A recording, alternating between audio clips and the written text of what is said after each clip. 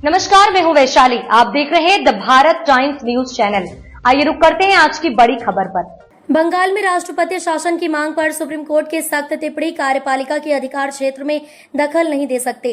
कोलकाता, नई दिल्ली, पश्चिम बंगाल में वक्फ संशोधन कानून के विरोध में हुई हिंसा के बाद अब देश की सबसे बड़ी अदालत सुप्रीम कोर्ट में राष्ट्रपति शासन लगाने की मांग उठाई जा रही है। इस मांग को लेकर दायर याचिका पर सुनवाई से पहले ही अदालत ने सख्त रुख अपनाते हुए कहा कि कार्यपालिका के अधिकार क्षेत्र में न्यायपालिका को अतिक्रमण नहीं करना चाहिए। यह टिप्पणी न्यायमूर्ति भूषण रामकृष्ण गवई, जस्टिस BR गवई ने उस समय की जब अधिवक्ता विष्णु शंकर जैन ने अदालत से बंगाल में राष्ट्रपति शासन लगाने और केंद्र को पैरामिलिट्री फोर्स भेजने का अनुरोध किया। हाल ही में बंगाल के मुर्शिदाबाद जिले में वक्फ संशोधन कानून के विरोध में हिंसक प्रदर्शन हुए। इन प्रदर्शनों के दौरान कई जगह आगजनी, तोड़फोड़ और आम लोगों के बीच डर का माहौल पैदा हुआ। इसी के खिलाफ वकील विष्णु शंकर जैन ने पहले से लंबित एक याचिका में नया आवेदन दाखिल करते हुए राष्ट्रपति शासन की मांग की।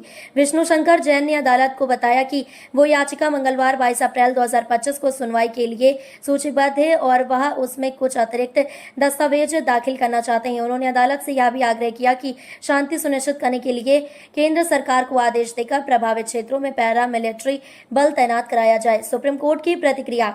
जस्टिस गवई ने इस अनुरोध पर प्रतिक्रिया देते हुए कहा, आप चाहते हैं कि हम राष्ट्रपति को दखल देने का आदेश दें। पहले से ही हम पर कार्यपालिका के अधिकार क्षेत्र में अतिक्रमण का आरोप लग रहा है।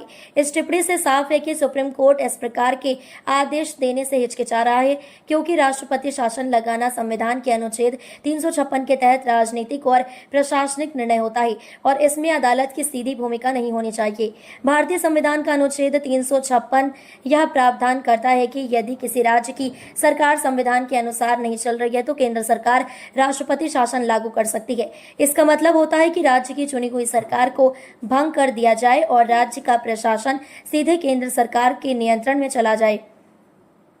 विष्णु शंकर जैन ने अदालत से अनुरोध किया कि मौजूदा हालात में आम जनता की सुरक्षा के लिए फोर्स की तत्काल तैनाती जरूरी है। उनका कहना था कि राज्य सरकार स्थिति को नियंत्रित करने में विफल रही है और केंद्र को इस मामले में हस्तक्षेप करना चाहिए।